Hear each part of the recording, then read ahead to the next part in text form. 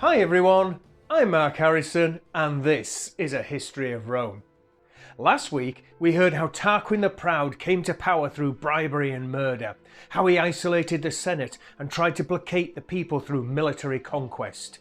We also heard how his son Sextus had raped Lucretia, the virtuous wife of Lucius Tarquinius Collatinus, how this act had resulted in the Tarquins being banished from Rome and a new system of government introduced to replace the ousted monarchy. Let's continue. 509 BC was a year that would define Rome. It created political institutions and shaped the mindset of its people for centuries to come. No longer would the Romans allow themselves to be subject to the will of one man, with every citizen under obligation from now on to defend the new republic against any future tyranny of kings. The first two people chosen to lead under this new system were Lucius Junius Brutus and Lucius Tarquinius Collatinus. As consuls they would rule jointly, with the power to veto each other's decisions, and their terms of office would be limited to 1 year.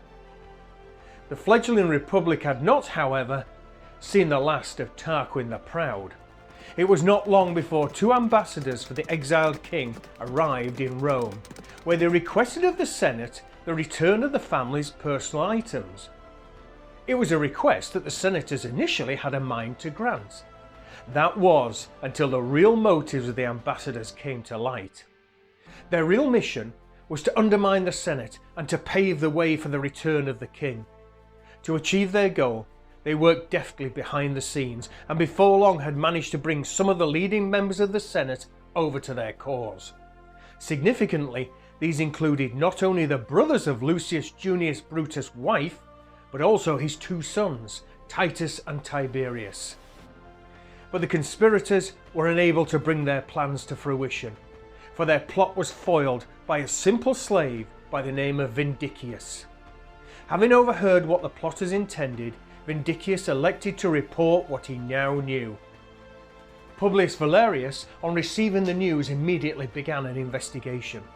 He organised a search of suspects' properties. Incriminating evidence was eventually found at the Aquilius estate, as the plotters had foolishly committed their plans to writing. Arrests followed, and those accused were put on trial, with Publius Valerius playing a major role. All the accused were found guilty and executed.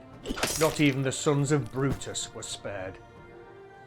As far as the ambassadors were concerned, the customs regarding them were similar to today, and they were released to return to Tarquin. But as they left, they were informed that the former king's belongings would now go to the people of Rome as payment for his treachery. And Vindicius? Well, he was given his freedom, the citizenship of Rome, and a substantial cash reward. The fallout from the conspiracy did not end with the executions. Collatinus, despite having been one of the driving forces in ridding Rome of its hated king, and even though his family had been a victim of the Tarquins, irrespective of the fact that he had received the favour of both the Senate and the people when they voted him consul, under pressure from Brutus, it was felt that, as he was a Tarquin by name, he was too closely linked to them for the good of the people of Rome, and so he had to leave. Surprisingly, Collatinus accepted the judgment and went into exile. Following Collatinus' departure, the Senate was forced to choose a replacement or a suffix consul. The man they chose was Publius Valerius. Now at this point, Publius Valerius was actually beginning to construct a new house for himself. It was upon the top of the Velian hill and was overlooked by the Senate. Having now been elected consul, the position of the house suddenly became an issue. Rumours began to spread that Valerius was looking to consolidate his power and perhaps become an absolute ruler. Upon hearing these rumours, Valerius acted. He tore down the building and began again, but this time at the foot of the hill. The people, now suitably mollified, gave him the name Publicola, which means one who courts the people. With the people now on his side, he looked further to strengthen his new standing by enacting laws which included the right of any person to appeal the decisions of a magistrate, and that anyone convicted of plotting to restore the monarchy would suffer forfeiture of all rights. So, with the power of the rulers curbed and the people given new rights and freedoms, the Republic, it seemed, was settling down into a system that everyone was happy with. But then, like a bad denarius, Tarquin turned up again. Having previously failed to retake Rome through subterfuge, he had now decided that a more direct approach was required. Using his obvious connections to the city of Tarquinii and reminding Veii of its previous defeats and loss of territory to Rome, he had managed to put together a strong force of Etruscans. In response to the threat, the Romans fielded a powerful army of their own, and the two sides met at the Asian forest. The Battle of Silva Asia, as it's known, was a close-run thing. Tarquin commanded the Etruscan infantry, with Valerius Publicola his Roman equivalent. The Etruscan cavalry was led by Tarquin's son Arruns. Facing him and commanding the Roman cavalry was Brutus. The battle was first joined through the cavalry. In the midst of the fighting, the two commanders saw each other. Both were determined to tilt the clash significantly in their favour through defeating their opposite number, and so they sought each other out to do personal battle. And as they fought, a spear thrust came from both men, both of which hit home. The result was the death of Arruns and of Brutus at the hands of the other. With the cavalry fight inconclusive, the infantry now joined battle. The fight was slow and grinding, and as the day wore on, the Roman left began to waver, before finally collapsing under the attack of the Tarquinii. But on the right, Roman fortunes had fared better. Fighting hard, they had managed to defeat the Veientes. The two respective rights that remained on the field now turned to face each other. Again, the fighting was brutal and protracted, but by the end of the day, the Republic had won out. A victorious Publicola returned to Rome and celebrated a triumph before attending to the more sombre matter of the funeral of his co-consul, Brutus. Later, with the festivities and duties now over, attention turned to matters of state. A new suffix consul had to be chosen to replace Brutus. The choice was Lucretius' father, Spurus Lucretius Tricipitanus. Ratified by both the Senate and the people, his appointment was unfortunately not to last, as after only a few days in the position, he died. And so, due process was entered into again. The man chosen this time was Marcus Horatius Pulvillus. He, together with Publicola, would see out the remainder of the consular year. And so, 509 BC closed with the Romans feeling confident and stable. They had once again been victorious on the battlefield, and the new government of the Republic was functioning well. They had even managed, amid the turmoil, to finally complete construction of the temple of Jupiter Optimus Maximus.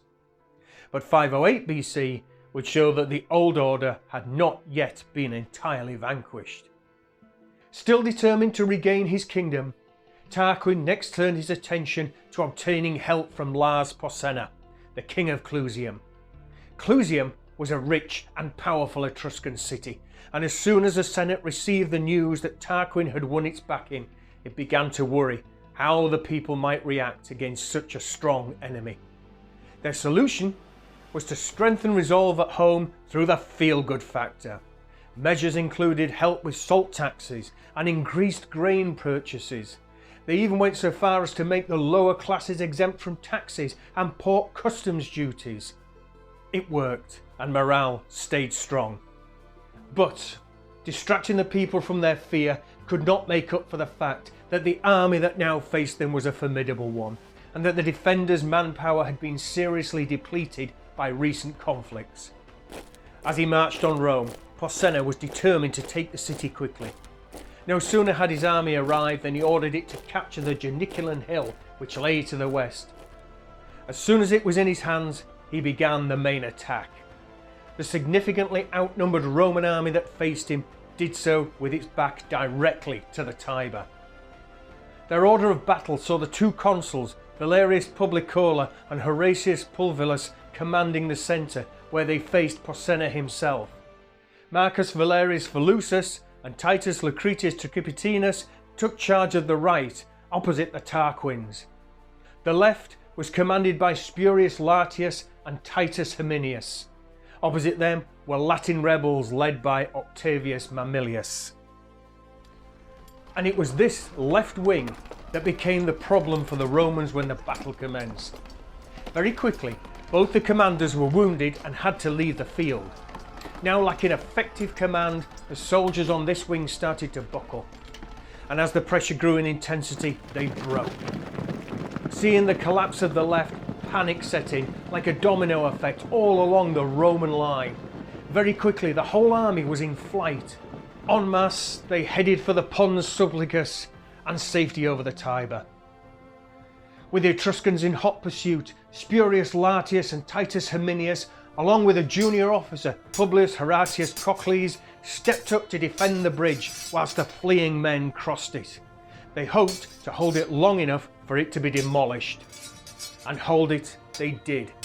Latius and Herminius waited until the last possible moment before they retreated. Horatius Cocles, however, remained until the bridge was fully destroyed. He then dived into the Tiber and swam to the safety of the opposite bank. Porsenna, now blocked by the river, chose to encircle the city and begin a siege. The siege was tight, and the Romans found themselves unable to break the shackles. Desperate, they looked to a less conventional path to survival: the assassination of the Etruscan leader. To undertake the task, they sent a young man called Gaius Mucius. His mission got off to a good start when he successfully penetrated the enemy's defences and worked his way into the king's inner circle. But the king was dressed similar to the others around him, and Mucius, who had never seen him, chose the wrong target, killing a secretary instead. Taken prisoner, Mucius was interrogated by Porsenna himself. To the surprise of the king, the would-be assassin brazenly admitted to his mission. He also added that his life was of little consequence and that he was but the first of 300 young men ready to undertake the task. He told Porsenna that as a Roman he was resolute in adversity and held no fear. Then, to prove it, he placed his right hand into an open flame that burned nearby and did not flinch.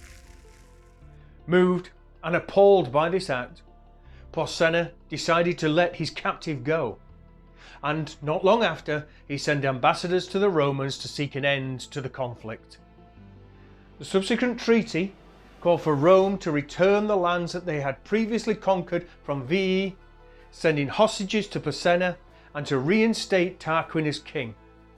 For their part, the Etruscans would vacate the Janiculum Hill.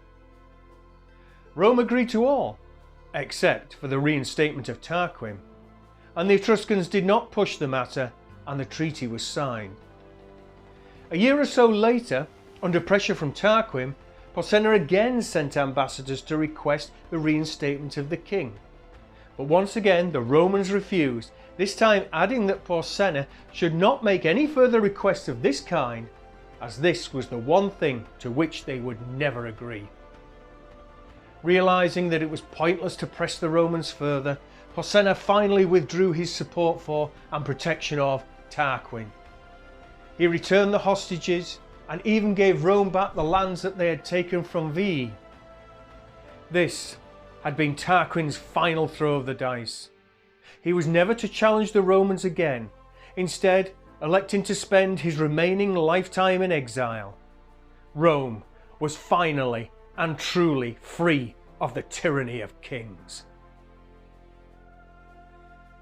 If you like our work, please help by subscribing, pressing the bell button and commenting. And we'll see you next time on A History of Rome.